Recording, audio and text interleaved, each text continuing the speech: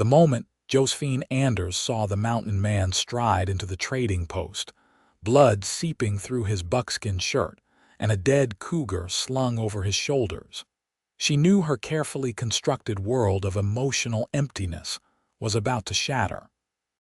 She stood behind the counter of her uncle's store in Kearney, Nebraska, her hands stilling on the ledger she had been updating. The year was 1872, and in her 22 years of life, Josephine had learned that survival meant expecting nothing from anyone. Her parents had died when she was 6, leaving her to the care of an uncle who saw her as free labor rather than family. Every birthday had passed unmarked. Every Christmas morning had brought only the expectation of more work. She had watched other children receive dolls and candy, had seen women beam with joy when presented with ribbons or trinkets from sweethearts, but such tender gestures had never touched her life. The mountain man filled the doorway with his presence. He stood well over 6 feet tall, with shoulders so broad they seemed carved from the very mountains he called home. His hair, dark as a raven's wing, fell past his collar in thick waves that looked like they had been tamed only by the leather tie at his nape. Muscles corded his arms, visible even beneath the fringed buckskin, and his chest was a wall of strength that spoke of years hauling traps, wrestling game, and surviving the brutal wilderness alone. His face was weathered by sun and wind, with a strong jaw shadowed by several days of beard growth. But it was his eyes that caught her attention, a startling gray-blue like a winter sky, and they held an intelligence and gentleness that seemed at odds with his rugged appearance. "I need supplies," he said, his voice a deep rumble that seemed to vibrate through the floorboards. "And I need someone to stitch this cat scratch before I bleed all over your clean floor." Josephine's uncle, Martin Anders, emerged from the back room, his perpetually sour expression deepening as he took in the blood trail. "Take that carcass outside, Hayes. I am not running a butcher shop." The mountain man, Hayes, carefully lowered the cougar to the wooden planks outside before returning. He moved with a fluid grace despite his size, like a predator who knew exactly how much space his body occupied and how to use it. Josephine found herself staring, which was unlike her. She had trained herself not to notice men, not to hope, not to wonder what it might feel like to have those strong arms around her. "Josephine, fetch the medical kit," her uncle barked, "and be quick about it." She hurried to obey, retrieving the battered tin box from the shelf. Her uncle gestured impatiently toward the mountain man. "Fix him up. I have inventory to check." This was typical. Martin Anders never wanted to do anything that did not directly profit him, and tending wounds was beneath his concern. He disappeared into the storeroom, leaving Josephine alone with the stranger. "I can manage on my own," the mountain man said, his eyes meeting hers with an intensity that made her breath catch. "Do not trouble yourself." "It is no trouble," Josephine heard herself say. "Please sit." He lowered himself onto the wooden stool near the counter, and she approached with the kit. Her hands trembled slightly as she opened it, pulling out clean cloths and a needle already threaded with catgut. She had done this before. Injuries were common in Kearney, and her uncle always made her handle the messy work. "I need to see the wound," she said softly. Without hesitation, he pulled the buckskin shirt over his head, and Josephine nearly dropped the needle. His torso was a masterpiece of masculine power, every muscle defined and hardened by years of physical labor. Scars crisscrossed his skin, each one telling a story of survival. The fresh claw marks ran from his left shoulder down across his chest, 4 parallel gashes that had bled freely but were not, thankfully, deep enough to be life-threatening. "The cat got the drop on me while I was checking my traps," he explained as she began cleaning the wounds. His muscles tensed under her touch, but he did not flinch. Managed to get my knife into it before it did worse damage. You are fortunate it missed anything vital, Josephine murmured, focusing on her work to avoid looking at his face. Being this close to him made her aware of things she had never noticed before. The warmth radiating from his skin, the faint scent of pine and leather, and something essentially male. The way her own body responded with an unfamiliar flutter in her stomach. I have had worse, he said, and there was a hint of amusement in his voice. A few years back, a grizzly took exception to me being near her cubs. That was a bad day. You live in the mountains. She began stitching, her hands steady despite her inner turmoil, about 30 miles north of here. I come down to Kearney 4 times a year to trade furs and get supplies. The name is Dominic Hayes, Josephine Anders. She tied off the first stitch and started the second. This is my uncle's store, and where are your parents? Dead, since I was 6. She said it matter-of-factly, the way she always did, but Dominic was quiet for a moment. When he spoke again, his voice had softened. That is a hard thing for a child to bear. Josephine did not respond. She had learned long ago that sympathy from strangers meant nothing. She finished the stitching in silence, her fingers moving with practiced efficiency. When she tied off the last stitch and began bandaging his chest with clean strips of cloth, she was acutely aware of how close she had to stand, how her body nearly touched his as she reached around him to secure the bandage. There, she said, stepping back quickly. Try not to strain it for at least a week. Dominic stood, testing the movement of his shoulder. A slight grimace crossed his face, but he nodded approval. Fine work. Thank you. He pulled his shirt back on, then reached into a leather pouch at his belt. Josephine expected him to pull out coins for her uncle, but instead he held out his hand to her. Resting in his broad palm was a small, perfectly smooth river stone, pale gray with a single stripe of white quartz running through it. I found this in a creek bed last month, he said. It caught my eye. I think it matches your eyes. Josephine stared at the stone, confusion washing over her. I do not understand. It is a gift for tending my wounds. My uncle will want payment for the supplies used. He will get his payment. This is for you. She had never received a gift in her life, not one given with genuine kindness, and she did not know how to respond. Her hand reached out almost of its own accord, and when her fingers closed around the stone, still warm from his hand, something cracked in the wall she had built around her heart. I do not know what to say, she whispered. You do not have to say anything. His smile transformed his rugged face, softening the hard edges and making her knees weak. It is just a rock, but it was not just a rock. It was the first thing anyone had ever given her simply because they wanted to, with no expectation of anything in return. Josephine clutched it tightly, feeling its smooth surface press into her palm. Martin Anders emerged from the back room, his sharp eyes immediately noting the stone in her hand. What is that? Nothing, Josephine said quickly, slipping it into her apron pocket. Dominic turned to her uncle. I need flour, salt, coffee, sugar, ammunition for a Henry rifle, and oilcloth. I have got pelts to trade. The haggling that followed was typical of her uncle, trying to drive the hardest bargain possible.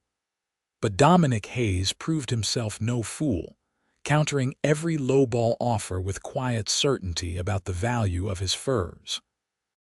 Finally, they reached an agreement, and Josephine began gathering the supplies while the men finalized the transaction. As she worked, she kept touching the stone in her pocket, unable to quite believe it was real. She watched Dominic from beneath her lashes, noting the way he moved, the respect he commanded despite his rough appearance, the way his eyes sought her out across the room. When she caught him looking at her, he did not look away with embarrassment. He simply held her gaze, and something passed between them, an acknowledgement of connection that terrified and thrilled her in equal measure. When everything was packed and loaded onto his horse, Dominic paused at the door. "I will be back through in 3 months," he said, directing his words to Martin but looking at Josephine. "End of August." "We will be here," Martin said dismissively, already turning back to his ledgers. But Dominic remained a moment longer, his eyes locked on Josephine's. "Take care of yourself, Josephine Anders." "Safe travels, Dominic Hayes," she managed to reply, her voice barely above a whisper. Then he was gone, striding out into the bright May sunshine with his supplies and his cougar pelt, leaving Josephine standing behind the counter with a smooth stone in her pocket and a feeling in her chest she could not name. That night, lying in her small room above the store, Josephine took out the stone and held it up to the lamplight. It was beautiful in its simplicity, shaped by water and time into something perfect. She thought about Dominic Hayes, about his gray-blue eyes and his gentle voice despite his fearsome appearance, about the way he had looked at her as if she mattered. She had spent so long expecting nothing that she did not know how to handle this tiny spark of hope. It was dangerous to hope. Hope led to disappointment, and disappointment led to pain. Better to feel nothing at all. But as she drifted off to sleep with the stone clutched in her hand, Josephine could not quite extinguish the warmth that had kindled in her heart. The summer months passed with agonizing slowness. Kearney was a growing town, situated along the Platte River and serving as a stop for travelers heading west. The store stayed busy with settlers needing supplies, cowboys passing through, and local farmers coming to trade. Josephine worked from dawn until well past dusk, keeping the books, managing inventory, serving customers, and enduring her uncle's constant criticism. Martin Anders was a bitter man who seemed to take pleasure in reminding Josephine of her dependence on him. "You should be grateful I took you in," he would say whenever she showed the slightest hint of fatigue or frustration. "No one else wanted you. You would have ended up in an orphanage or worse." She bore it silently, as she always had. What choice did she have? A woman alone, with no family and no means, had few options in 1872. She could marry, but no man in Kearney had ever shown interest in her, and her uncle actively discouraged any potential suitors, claiming he needed her in the store. She could try to find work elsewhere, but positions for respectable women were limited to teaching or domestic service, and her uncle would never provide a reference. So she stayed, and she worked, and she tried not to think about the mountain man who had given her a stone. But late at night, when the store was quiet and she was alone in her room, she would take out that smooth gray rock and remember the way Dominic Hayes had looked at her. She would trace the white quartz stripe and wonder what it was like to live in the mountains, to be free of demands and criticism, to wake up each morning and choose your own path. August arrived with oppressive heat that made the air shimmer above the dirt streets. Josephine found herself watching the door of the trading post with increasing frequency, her heart jumping every time it opened, only to sink when it was not Dominic. She told herself she was being foolish, that he probably would not come, that even if he did, it would mean nothing. But she could not stop hoping. It was the 28th of August when he finally walked through that door. Josephine was helping an elderly woman select fabric, and she nearly dropped the bolt of calico she was holding. Dominic looked even more imposing than she remembered, his hair longer now, his skin deeply tanned from the summer sun. He wore the same buckskin clothing, different pieces but the same style, and he moved with that same predatory grace. His eyes found her immediately, and the smile that spread across his face made her forget how to breathe. "Miss Anders," he said, removing his hat, "it is good to see you again. Mr. Hayes." She set down the fabric with trembling hands. "You made it safely. I gave my word I would return." The elderly woman glanced between them with knowing eyes, paid for her fabric, and left with a small smile. Martin Anders emerged from the back, his expression immediately suspicious. "Hayes, you are early. The trapping was good this season. I have more pelts than usual." Dominic set a large bundle on the counter. "And I need the usual supplies, plus some extras this time." While her uncle inspected the furs, Dominic drifted closer to where Josephine stood. In a low voice, meant only for her, he said, "I have been thinking about you." Her heart hammered so hard she was certain he must hear it. "Have you? Every day?" He reached into his pouch and pulled out something small, placing it on the counter beside her. "I found this near my cabin. It was a piece of fossilized wood, polished by time and elements until it gleamed." The grain was still visible, swirling patterns frozen forever in stone.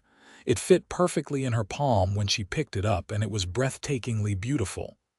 "Dominic, I cannot. It is yours," he said simply. "I saw it and thought of you." "Why?" The word burst from her before she could stop it.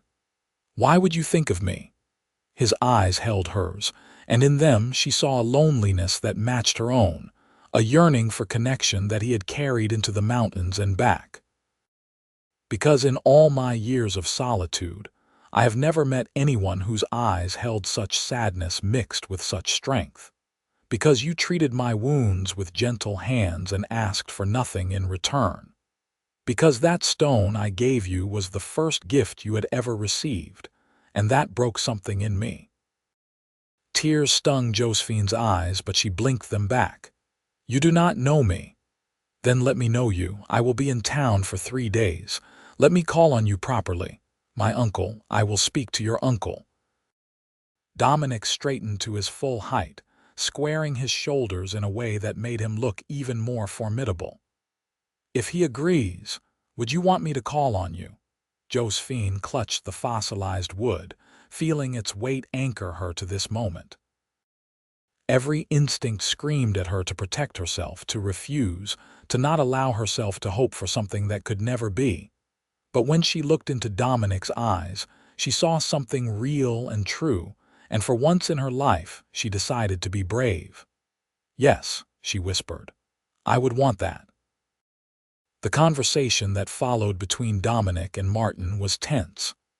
Her uncle clearly did not want to allow it, but Dominic was a valuable trading partner, and refusing him outright could damage that relationship. Finally, grudgingly, Martin agreed that Dominic could take Josephine for a walk along the river the following afternoon, provided they stayed in public view. That night, Josephine barely slept. She owned only 3 dresses, all of them simple and practical, but she spent an hour pressing her best one, a gray cotton with small blue flowers that she had sewn herself from remnants. She brushed her long brown hair until it shone, then braided it carefully. She was not beautiful, she knew that. Her face was too thin, her cheekbones too sharp, her hands rough from work. But when she looked at herself in the small mirror, she saw something new in her eyes, a spark of life that had not been there before. Dominic arrived at precisely 2 in the afternoon, freshly shaved and wearing a clean shirt beneath his leather vest. He offered Josephine his arm, and she took it, acutely aware of the solid strength beneath the fabric. They walked through town toward the river, and Josephine felt the weight of curious stares from the townspeople. She knew what they were thinking, wondering what a mountain man wanted with Martin Anders's poor relation, speculating about impropriety. But with Dominic beside her, she found she did not care. They followed the path along the Platte River until they found a spot shaded by cottonwood trees, far enough from town for privacy, but still visible to anyone who might pass by. Dominic spread his coat on the ground for her to sit on, and he settled beside her, close enough that their shoulders nearly touched. "Tell me about your life," he said. "I want to know everything." So Josephine told him. The words came haltingly at first, then faster as his steady presence encouraged her. She told him about her parents, loving people who had died in a typhoid outbreak when she was 6. She told him about her uncle taking her in, but only as a burden he resented. She told him about the endless work, the constant criticism, the birthdays and holidays that passed without acknowledgement. She told him about watching other children receive gifts, about learning to expect nothing so that she would never be disappointed. "I stopped hoping for things a long time ago," she said, staring at the river flowing past. "It was easier that way." Dominic was quiet for a long moment. When he finally spoke, his voice was rough with emotion. "You deserved better than that. You deserved love and kindness and all the small joys that make life worth living. We do not always get what we deserve." "No." He turned to face her fully, and she saw anger in his eyes, but it was not directed at her. "But that does not make it right. Your uncle is a fool for not seeing what a treasure he had under his own roof." Josephine's throat tightened. "You barely know me." "I know enough. I see how hard you work, how you handle every task with quiet competence. I see the intelligence in your eyes, the strength in your bearing. I see a woman who has survived neglect and loneliness and still has the courage to hope again. And what if I am afraid to hope?" Dominic reached out slowly, giving her time to pull away, and took her hand in his. His palm was calloused and warm, completely engulfing her smaller hand. "Then I will hope for both of us, until you are ready." They sat like that for a long time, hands clasped, watching the river flow. Josephine had never held hands with a man before, had never experienced this simple intimacy, and it felt like coming home to a place she had never been. Eventually, Dominic began to talk about his own life. He told her about growing up in Missouri, the youngest of 6 children. His family had been poor but loving, and he spoke with warmth about his mother's laughter and his father's quiet wisdom. But when he was 17, his parents and 3 of his siblings had died in a fire that destroyed their farm. The remaining siblings had scattered, and Dominic had headed west, unable to bear the memories. "I have been alone for 12 years, he said. "I told myself I preferred it that way. The mountains do not judge or hurt you.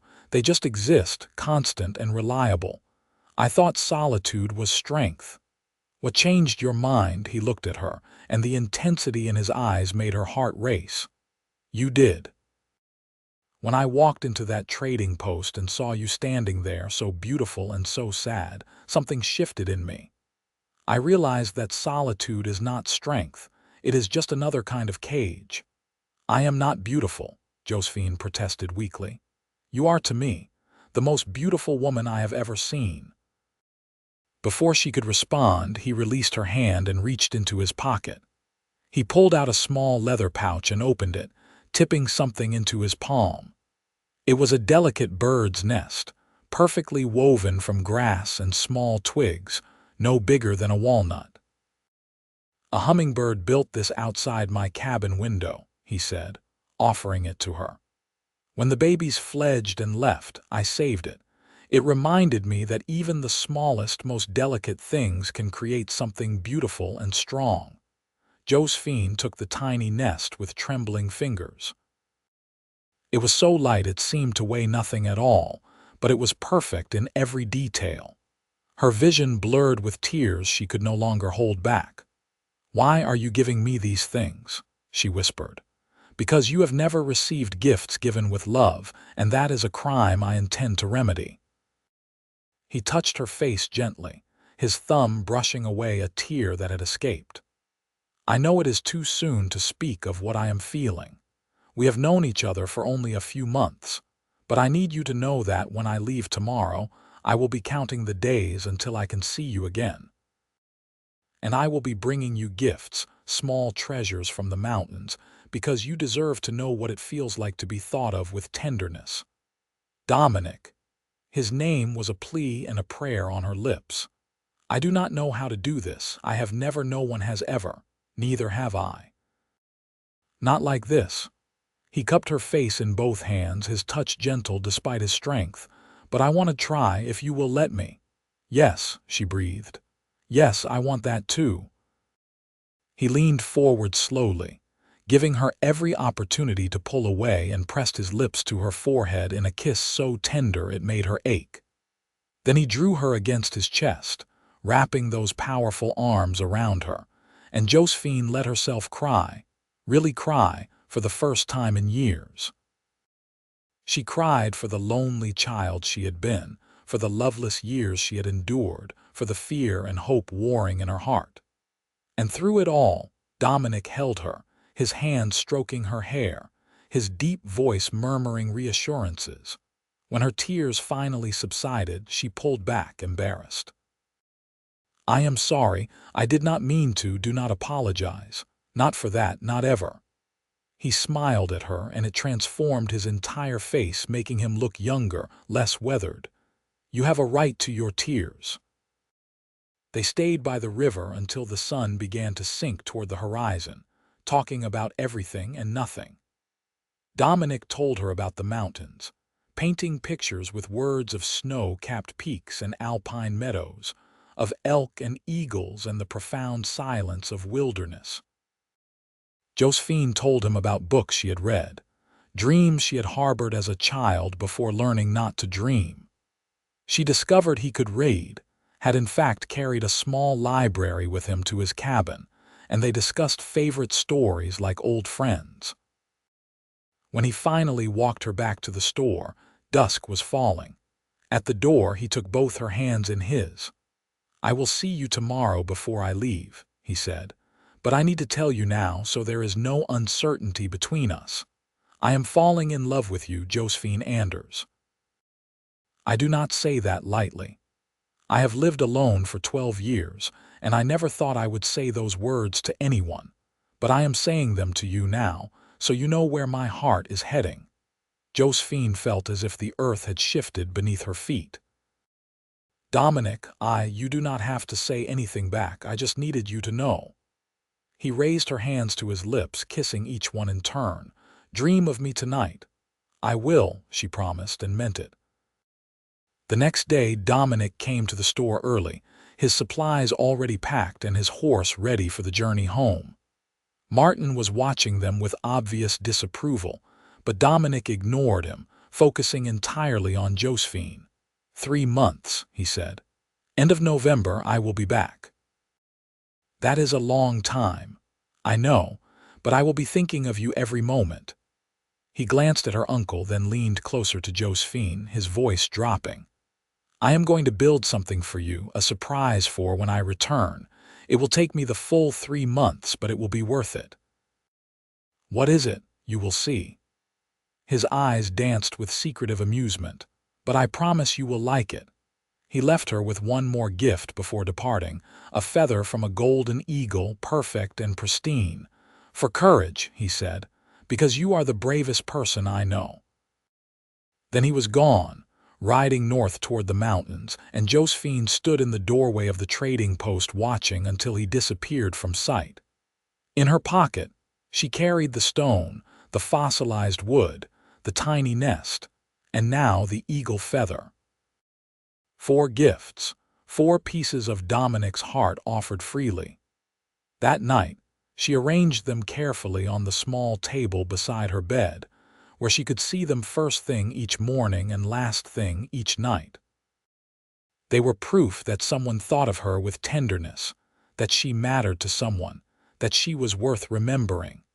The autumn months were both easier and harder than the summer had been. Easier because now Josephine had something concrete to hope for, a reason to count the days and mark the passing weeks. Harder because she missed Dominic with a physical ache that surprised her. She had not known it was possible to miss someone this much after knowing them for such a short time. Her uncle noticed the change in her and did not like it. Do not get any foolish ideas about that mountain man, he warned. Men like that do not settle down. He will tire of you soon enough. But Josephine refused to let his words poison her hope. She worked as hard as ever, but now there was a lightness to her step, a smile that curved her lips when she thought no one was watching. She reread her favorite books at night, imagining sharing them with Dominic. She looked at the mountains visible in the distance from Kearney and wondered what his cabin looked like, how he spent his days. November arrived with cold winds and the promise of winter. Josephine knitted a scarf in the evenings, working by lamplight after the store closed. She used yarn in shades of gray and blue, colors that reminded her of Dominic's eyes. She did not know if it was appropriate to give a man a gift when they were not officially courting, but she wanted to give him something, to show him that she thought of him too. On November 28th, a light snow began to fall just after dawn. Josephine watched it through the store window, wondering if it would delay Dominic's arrival. But at noon, right on schedule, the door opened and he strode in, snowflakes caught in his dark hair, his arms full of something bulky wrapped in oilcloth. "Josephine," he said, and the way he spoke her name made her feel like the most precious thing in the world. She forgot propriety, forgot her uncle watching, forgot everything except the need to be near him. She hurried around the counter, and Dominic set down his burden to catch her in a fierce embrace. He lifted her off her feet, spinning her once before setting her down, and his laughter was the most beautiful sound she had ever heard. "I missed you," he said against her hair. "God, I missed you. I missed you too, so much." Martin cleared his throat loudly. "This is a place of business, not a saloon." Dominic reluctantly released Josephine but kept her hand in his. "Mr. Anders, I have come to formally request permission to court your niece. You have already been calling on her. Informally, yes. Now I want to do it properly." Dominic straightened to his full height, meeting Martin's gaze steadily. "I am an honorable man. I have my own land, my own trade, and my own means. I will treat Josephine with the respect and care she deserves." Martin's eyes narrowed. "And what makes you think I would entrust my niece to a man who lives alone in the wilderness like a savage?" Josephine gasped at the insult, but Dominic remained calm. "I think you will agree because you are a businessman, and you know that I am the best trapper who trades with you. But mostly, I think you will agree because deep down, you know that Josephine deserves a chance at happiness and I can give her that." The two men stared at each other and Josephine held her breath. Finally, Martin gave a curt nod. "Fine, court her if you must, but she stays here in Kearney." "I need her in the store."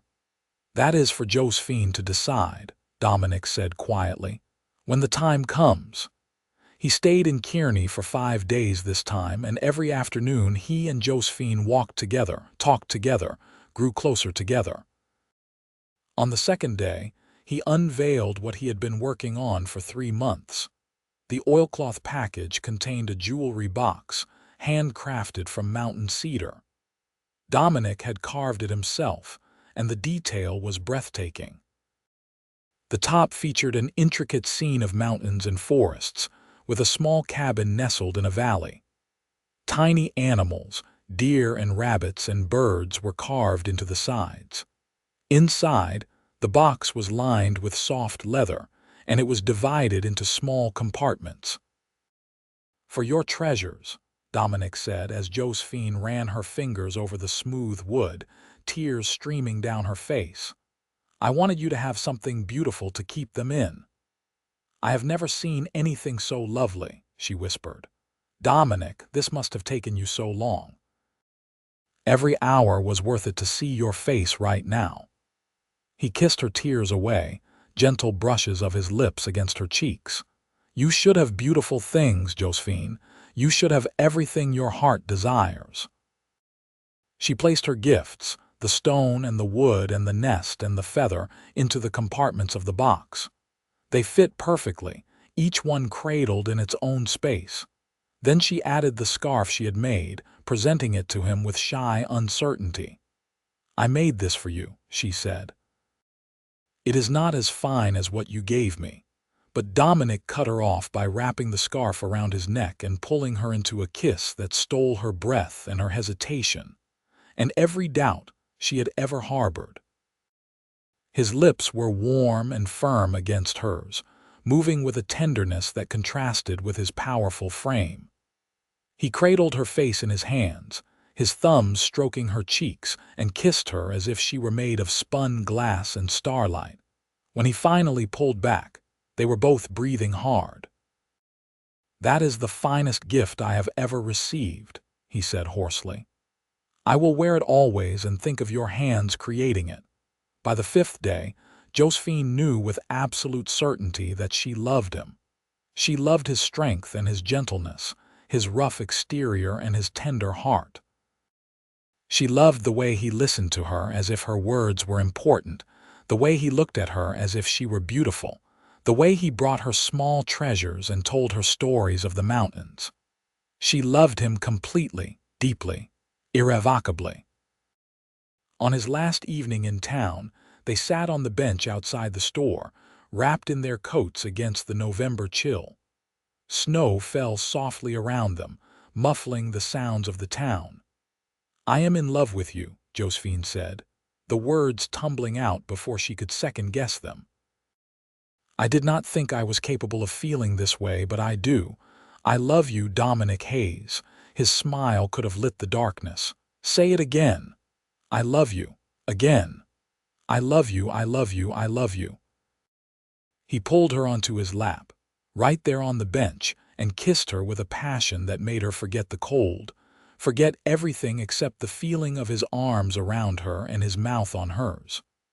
When they finally broke apart, both flushed and breathless, he pressed his forehead to hers. "Marry me," he said.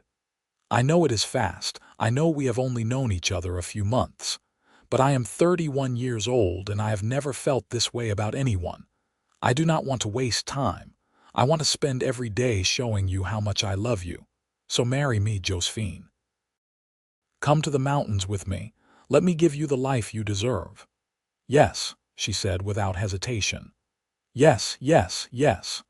They set the date for February, giving Josephine time to prepare and Dominic time to make arrangements. He would return after Christmas with a wagon to transport her belongings, few though they were. He would bring her to his cabin, and they would be married in Kearney by the circuit preacher who came through regularly. Martin was furious when they told him, but there was nothing he could do to stop it. Josephine was 22, old enough to make her own decisions, and she made it clear that her mind was set. For the first time in her life, she stood up to her uncle, and the feeling was liberating. "You will regret this," Martin spat. "You will be stuck in the wilderness with no comforts, no society, nothing but hardship." "I will have love," Josephine replied calmly, "and that is more than I have ever had here." Dominic left the day after their engagement, but this time the parting was bittersweet rather than painful. They both knew it was temporary, that soon they would never have to say goodbye again. He gave her a ring before he left, a simple band of silver with a small turquoise stone set in it. "It is not fancy," he said as he slipped it onto her finger, "but turquoise is sacred to many of the tribes in these parts. They say it brings good fortune and protects travelers. I want you to have that protection, even when I am not here to provide it." Josephine treasured the ring, twisting it on her finger whenever she felt anxious or uncertain. The weeks until Christmas passed slowly, each day marked off on the calendar she kept in her room. She began gathering the few possessions she wanted to bring with her, mostly books and the small carved box that held her treasures from Dominic. The other women in Kearney, seeing her ring, began to treat her differently. Some were kind, offering advice about marriage and running a household. Others were skeptical, gossiping about the mountain man and his strange courtship. Josephine ignored the gossip. She knew the truth of Dominic's character, knew the goodness of his heart, and no small-minded talk could change that. Christmas arrived, and with it came Dominic. He drove a sturdy wagon pulled by 2 horses, and the wagon bed was filled with furs, both for trading and for keeping them warm on the journey to his cabin. He also brought gifts. For Josephine, he had crafted a pair of snowshoes from bent wood and woven leather. "You will need these in the mountains," he explained. "The snow gets deep, sometimes up to your waist. These will let you walk on top of it." He also gave her a heavy coat made from wolf fur, lined with soft rabbit pelts. "I made this to fit you," he said, helping her into it. The coat was warm and surprisingly lightweight, and it fit her perfectly. "No woman of mine is going to freeze." The casual possessiveness in his words, the way he called her his, made Josephine's heart flutter. She gave him gifts too, a new shirt she had sewn from sturdy cotton and a book of poetry she had saved for months to buy. "Read to me by firelight," she said as he examined the book with reverence, "when we are in the cabin together." "Every night," he promised. They were married on February 14th, 1873, in a simple ceremony at the small church in Kearney.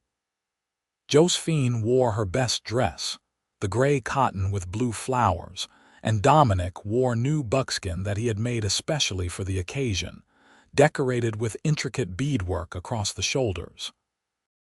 He stood tall and proud beside her, and when he said his vows, his voice was strong and clear. "I promise to love you, cherish you, and protect you all the days of my life. I promise to give you small treasures and my whole heart. I promise to make you smile every day and to never let you forget how precious you are." Josephine's vows were simpler but no less heartfelt. "I promise to love you with everything I am. I promise to build a home with you, wherever that may be. I promise to treasure every gift you give me, but most of all, I treasure the gift of your love." When the preacher pronounced them husband and wife, Dominic kissed her with such tender passion that the small gathering of witnesses broke into applause. Martin Anders was not among them. He had refused to attend, making his disapproval clear to the end. But Josephine found she did not care. She had Dominic now, and that was all that mattered.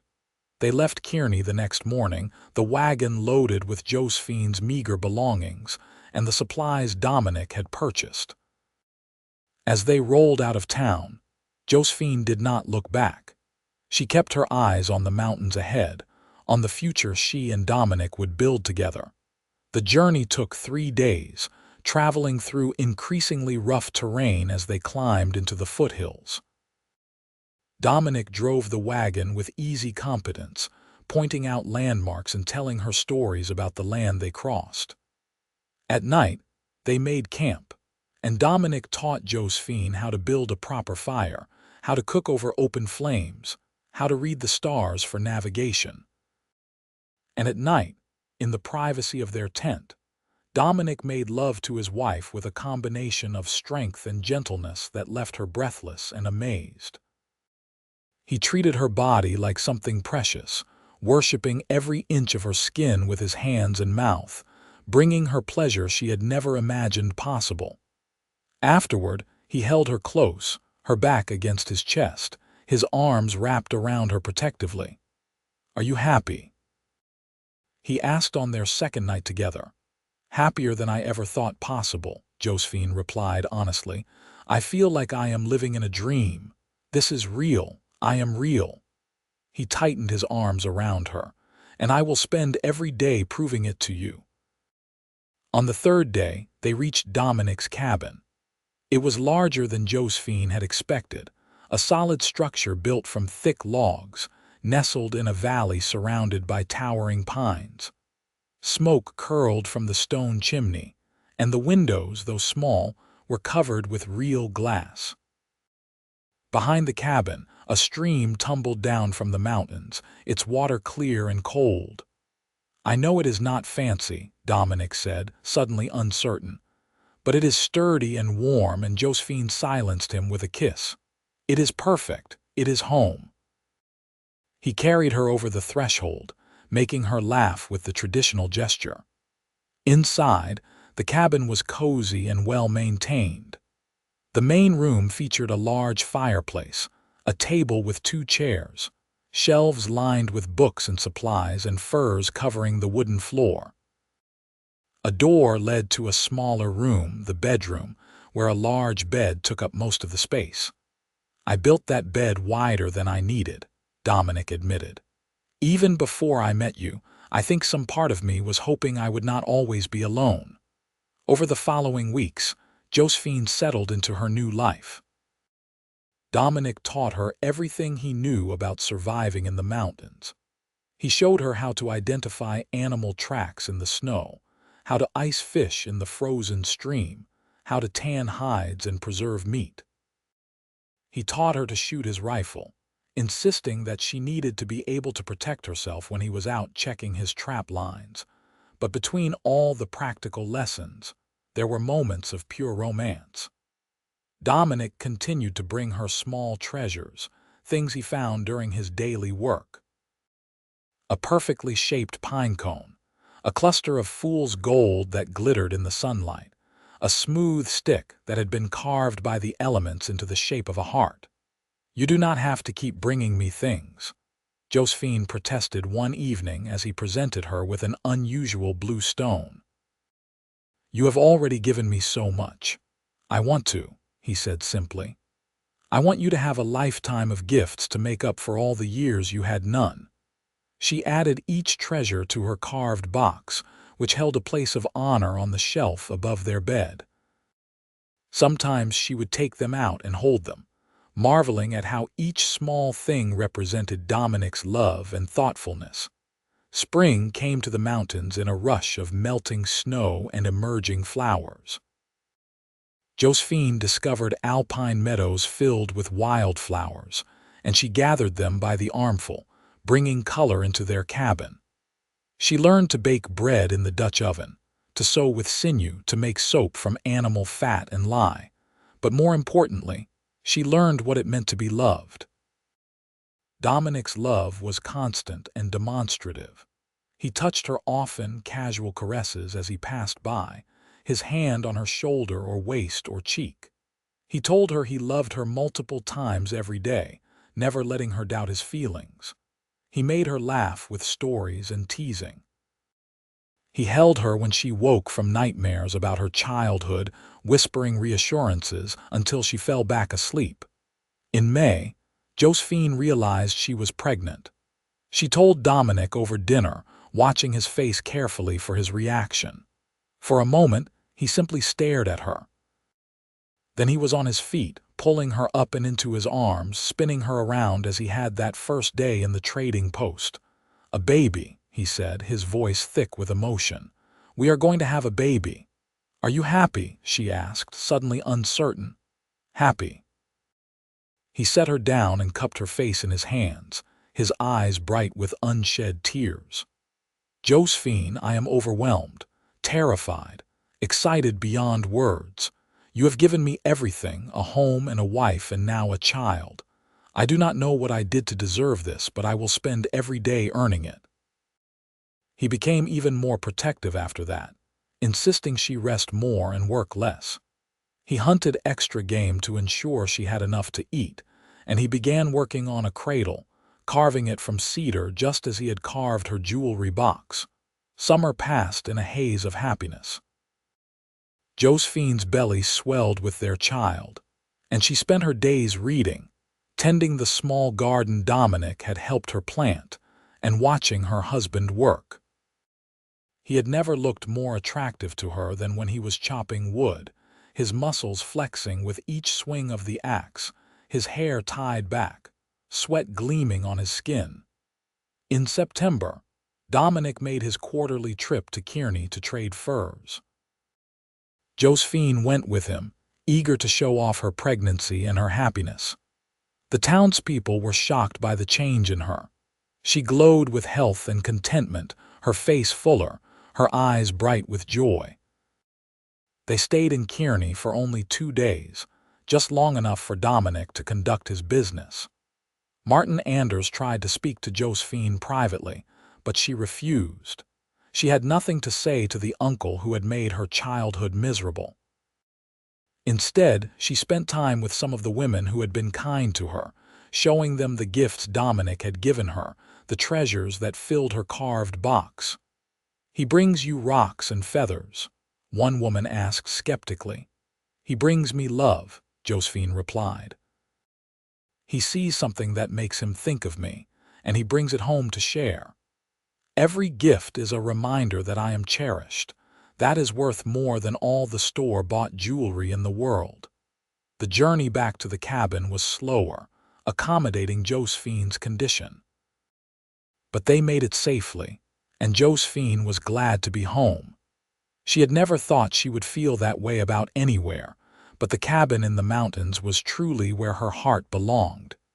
In late November, as the first serious snows began to fall, Josephine went into labor. She was terrified, having no midwife or doctor to assist, but Dominic remained calm. He had helped animals give birth countless times, and while he knew a human was different, the basic principles were the same. "I am here," he told her, gripping her hand as another contraction racked her body. "I am not going anywhere. You are the strongest person I know, and you can do this." The labor lasted through the night and into the next day. Dominic stayed by her side the entire time, supporting her, encouraging her, never once showing the fear he must have felt.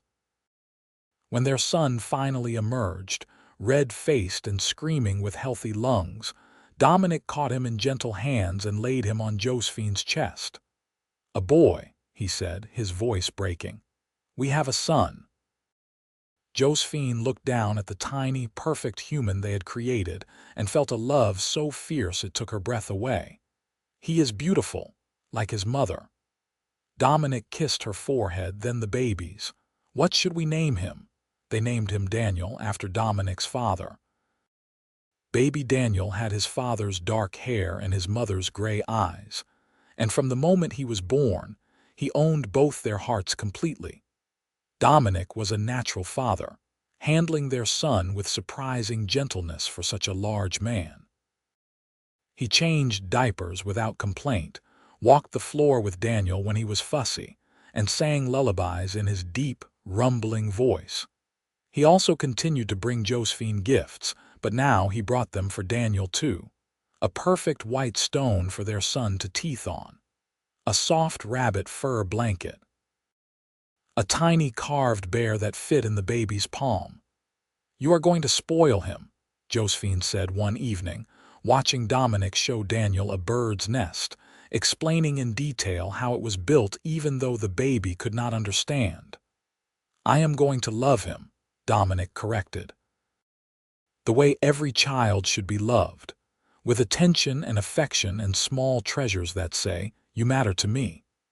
Winter was hard that year, with heavy snows that sometimes kept them cabin-bound for days at a time. But inside their home, warmth and love abounded. Josephine would nurse Daniel by the fire while Dominic read aloud from their books. They played games, told stories, and made love quietly when the baby slept. Dominic continued his trap lines when the weather permitted, but he never stayed gone long, always eager to return to his family. One evening in February, as they celebrated their first wedding anniversary, Dominic presented Josephine with a leather-bound journal. "For writing down our story," he explained. "So that someday, when Daniel is older, he can read about how his parents met and fell in love. So he will know that his mother had never received a gift given with love until his father came into her life and changed everything." Josephine began writing that very night, documenting their journey from that first meeting in the trading post to this moment, a family of 3 warm and safe in their mountain cabin.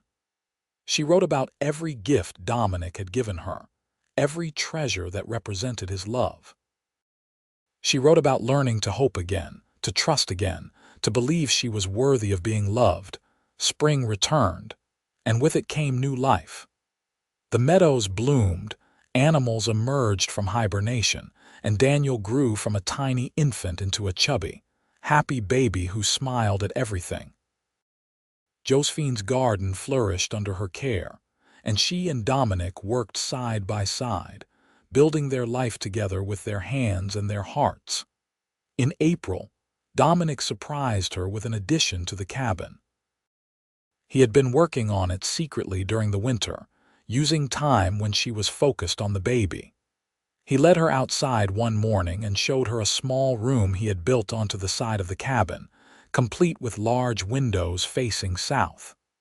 "A studio for you," he said. "I thought you might like a place of your own, somewhere you can read or write or just sit in the sunshine." Josephine was speechless. She walked into the room, taking in the cushioned bench beneath the windows, the small table and chair, the shelves already waiting for her books. It was perfect, a sanctuary created just for her. "How did you know?" she whispered. "I pay attention." He wrapped his arms around her from behind, resting his chin on her head. "I notice when you look a little overwhelmed by cabin fever.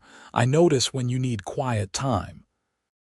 You give so much to me and to Daniel. You deserve a space that is just yours." She turned in his arms and kissed him with all the love in her heart. "Thank you. For this, for everything. For seeing me when no one else did. For loving me when I did not know how to love myself." "Loving you is the easiest thing I have ever done," he replied. That summer, they made another trip to Kearney. Josephine wanted to show off Daniel, who at 8 months old was a charming, happy baby who won hearts everywhere they went. This time, Martin Anders approached them directly, his face carefully neutral. "Josephine," he said stiffly, "you are looking well." "I am very well, Uncle." She made no move to close the distance between them. Martin's eyes dropped to Daniel, who was secure in Dominic's strong arms. "He is a fine-looking boy, he is." There was a long silence. Finally, Martin said, "I was wrong. About you and Hayes, I can see that you are happy." It was the closest thing to an apology Josephine would ever get from her uncle, and she accepted it with a nod. "I am. Happier than I ever thought possible. Your parents would be glad of it." That acknowledgement, that connection to the mother and father she barely remembered, brought unexpected tears to Josephine's eyes. "Thank you for saying that." They did not reconcile exactly. Too many years of hurt stood between them for that. But they reached a cordial understanding, and when Josephine and Dominic left Kearney, she felt a sense of closure she had not expected. That chapter of her life was truly finished, and she could move forward without the weight of unresolved bitterness. The years that followed were full and rich. Daniel grew into a strong, curious toddler who loved exploring the mountains with his father. Dominic taught his son everything he knew, passing on knowledge and skills with patience and pride. Josephine continued to write in her journal, documenting their lives, preserving their story. When Daniel was 3, Josephine became pregnant again. This pregnancy was easier than the first, perhaps because she knew what to expect, perhaps because Dominic had become even more skilled at caring for her. In the spring of 1877, she gave birth to twin daughters, Anna and Rose. The births were quick and uncomplicated, and Dominic wept with joy as he held both his daughters, one in each strong arm. "3 children," he said in wonder. "We have 3 beautiful children. And they will all grow up knowing they are loved," Josephine said. "They will receive gifts given with love every day of their lives. They will never wonder if they matter, because we will show them constantly that they do." True to her word, Josephine and Dominic raised their children in an atmosphere of love and security. Dominic continued his tradition of bringing home small treasures, but now he brought them for all his children. A special rock for Daniel, a perfect flower for Anna, a bird feather for Rose. Each child had their own collection of gifts, tangible reminders of their father's love. But Dominic also made sure Josephine never felt forgotten. Even with 3 young children demanding attention, he always took time for his wife. He still brought her treasures, still told her he loved her every day, still held her close at night after the children were asleep. "You are my first love," he told her one evening as they sat on the porch watching the sunset, the children finally in bed. "They are the loves that came from our love, but you are the one who changed everything. You are the one who made me whole." The cabin grew over the years, expanded to accommodate their growing family. Dominic built 2 more rooms, one for the girls and one for Daniel. He added a larger kitchen for Josephine, with a real cook stove he had hauled up from Kearney. He built a barn for the horses and goats they acquired, and a smokehouse for preserving meat. But more than the physical structure grew. Their love grew, deepened, became the foundation on which everything else was built. They had disagreements, of course, moments of frustration or misunderstanding. But they worked through them with honesty and respect, always remembering what they had found in each other. Daniel grew tall and strong like his father, inheriting Dominic's love of the wilderness. Anna was gentle and artistic, spending hours drawing pictures of the mountains and animals. Rose was fierce and independent, climbing trees and demanding to go hunting with her father and brother. Dominic treated his daughters the same as his son, teaching them all to shoot, to track, to survive in the wilderness. "They need to be capable," he explained to Josephine. "The world is not always kind to women, as you know better than most. I want them to be able to take care of themselves." But he also taught them that they were precious, that they deserved respect and love. He showed them, through his treatment of their mother, how a man should treat the woman he loves. And they all understood, even at young ages, that their parents' love was something special and rare. In 1880, when Daniel was 5 and the twins were 3, a group of travelers got lost in the mountains during an early snowstorm. Dominic found them half frozen and brought them to the cabin. Josephine nursed them back to health, feeding them hot soup and warming them by the fire. The travelers were amazed by the family they found in the wilderness, by the obvious love and happiness in the remote cabin. "How do you do it?" one of the women asked Josephine. "How do you stay happy out here, so far from everything?" Josephine looked across the room at Dominic, who was entertaining the children with a story, his deep voice animated, his hands gesturing wildly. Her heart swelled with love so profound it brought tears to her eyes. "I have everything here," she said simply.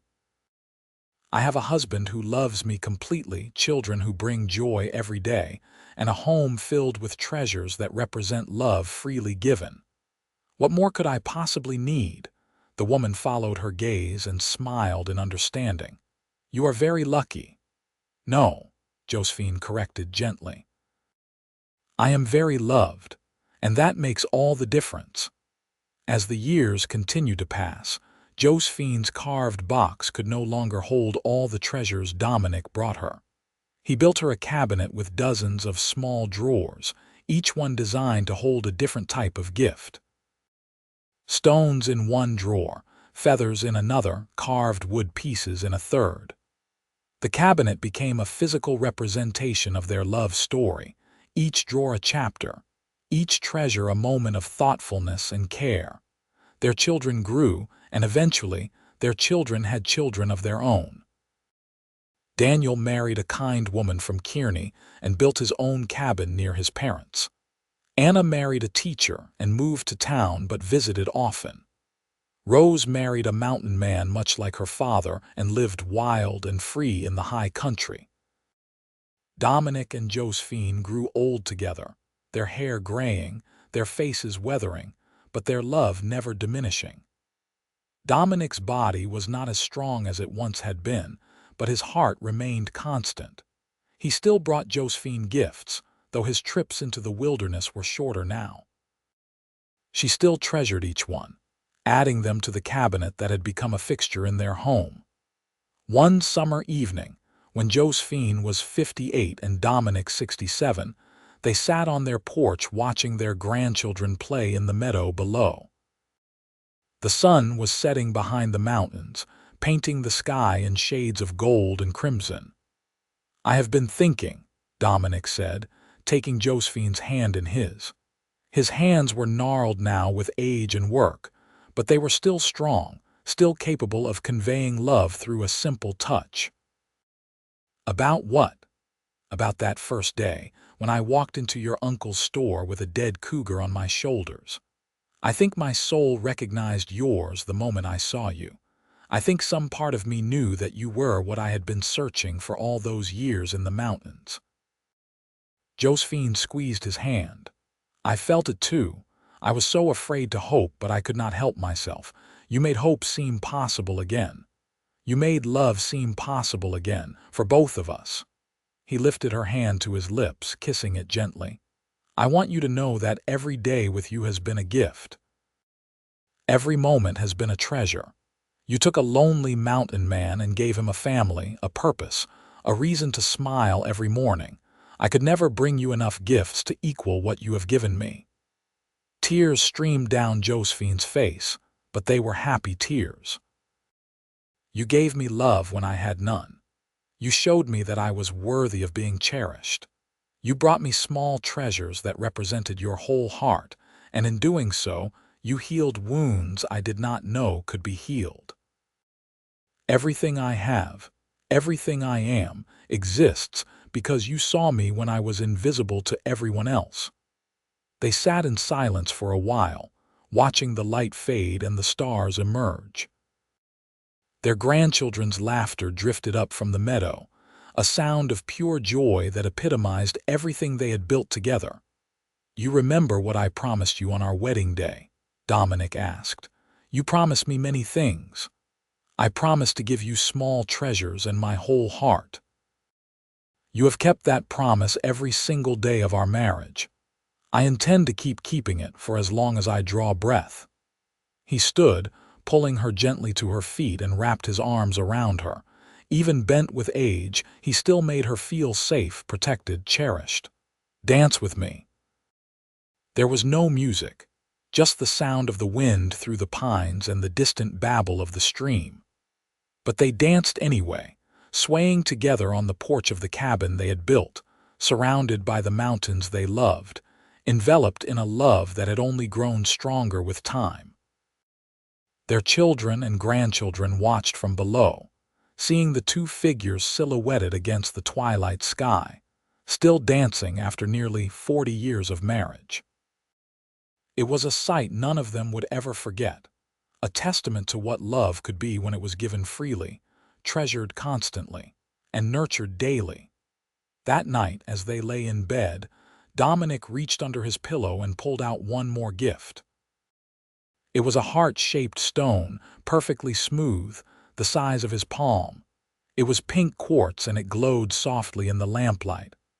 "I found this 20 years ago," he said, placing it in Josephine's hands. "I have been saving it for the right moment.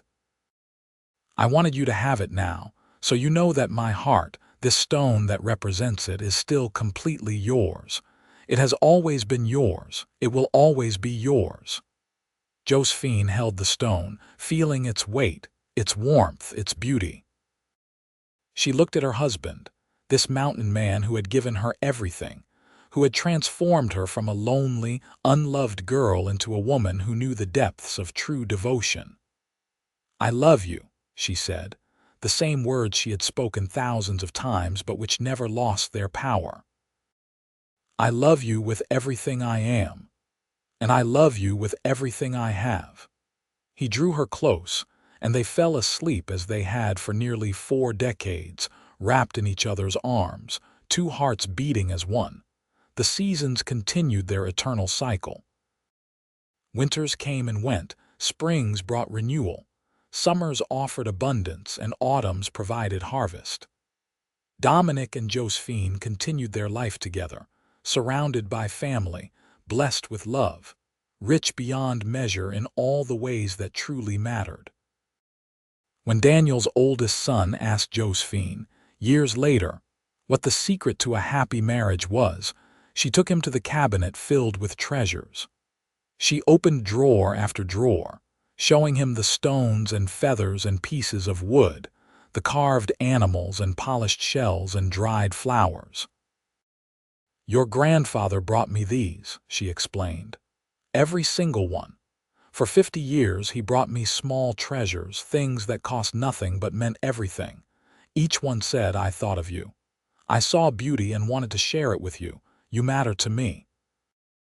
That is the secret, that constant, daily reminder that you are cherished. Grand gestures are nice, but it is the small, consistent acts of love that build a marriage that lasts."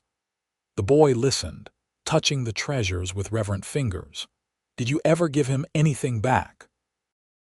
"I gave him my heart, which had been locked away for so long I thought it might never open. I gave him children and a home. I gave him my smile, my laughter, my tears, my trust. I gave him everything I had because he made me feel safe enough to do so." "That sounds like a fairy tale." Josephine smiled. "It was better than a fairy tale because it was real. It was not always easy. We had hard times, sad times, times when we struggled. But we had love, constant and unwavering, and that love carried us through everything." She closed the drawers of the cabinet, her hands lingering on the wood Dominic had crafted so carefully. "Never settle for less than this," she told her grandson. "Never settle for someone who makes you feel invisible or unworthy. Find someone who brings you small treasures and gives you their whole heart, and when you find them, cherish them every single day." The years rolled on, gentle and full.